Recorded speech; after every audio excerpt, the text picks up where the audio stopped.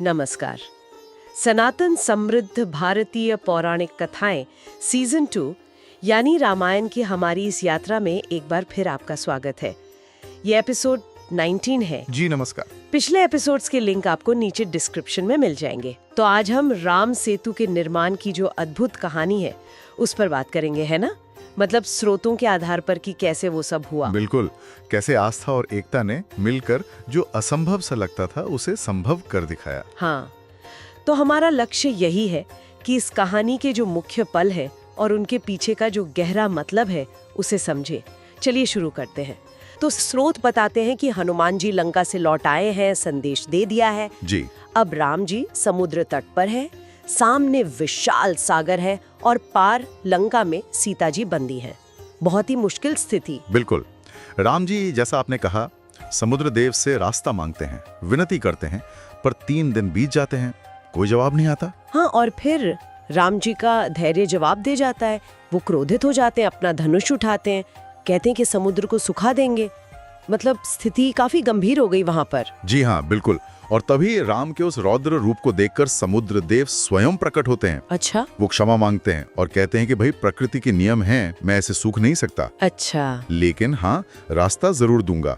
वो कहते हैं प्रभु आप मेरे ऊपर एक पुल बनाइए, मैं उसे धारण करूंगा। जी। और यही वो जिक्र करते हैं नल का। नल का। विश्वकर्मा के पुत्र। जी, वही दिव्य शिल्पकार विश्वकर्मा के पुत्र नल। समुद्र देव बताते हैं कि उनमें एक खास क्षमता है, मतलब उनके स्पर्श से पत्थर तैर सकते हैं, वो इस काम का नेतृत्व कर सकते हैं। अच्छा, तो ये एक तरह से दैवीय मदद भी मिली और सही व्यक्ति का मार्गदर्शन भी। बिल्कुल, सही मार्गदर्शन और विशेषज्ञता दोनों का महत्व पता चलता है यहाँ। तो फिर नल सामने आते हैं, स्रोत बताते हैं कि उनके भाई नील भी साथ थे। जी हाँ, नल और नील दोनों। और पूरी वानर सेना तो जोश में थी ही।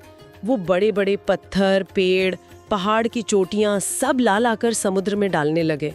पर हुआ क्या? धड़ाम, सब डूब गया। हाँ, ये एक बड़ी निराशाजनक स्थिति बन गई थी। इतनी मेहनत और नतीजा कुछ नहीं, सब डूबता जा रहा था। सोचकर ही लगता है कि कितनी निराशा हुई होगी। फिर क्या हुआ? यहीं पर वो चमत्कार वाली बात आती है। जी बिल्कुल, यहीं पर हनुमान जी एक सुझाव देते हैं। वो कहते हैं कि हर पत्थर पर, हर शिला पर राम नाम लिखा जाए। और जैसे ही वो ऐसा करते हैं, पत्थर तैरने लगते हैं। है ना? ये तो कमाल ही हो गया। स्रोत इसे कैसे देखते हैं? सिर्फ एक चमत्कार या कुछ और? देखिए, चमत्कार तो है ही, इसमें कोई शक नहीं। स्रोत इसे आस्था की, विश्वास की चरम सीमा के तौर पर दिखाते हैं कि कैसे विश्वास भौतिक नियमों को भी बदल सकता है। लेकिन ये सिर्फ उतना ही नहीं है, ये नाम शक्ति को भी दिखाता है। मतलब भगवान के नाम में कितनी ऊर्जा है, और साथ ही ये सामूहिक संकल्प की शक्ति है। सामूहिक संकल्प मतलब जब पूरी वानर सेना एक मन होकर पूरी श्रद्धा से जय श्री राम बोलकर वो पत्थर डाल रही थी, तो उनकी वो मिलीजुली चेतना, वो भक्ति उस काम को संभव बना रही थी।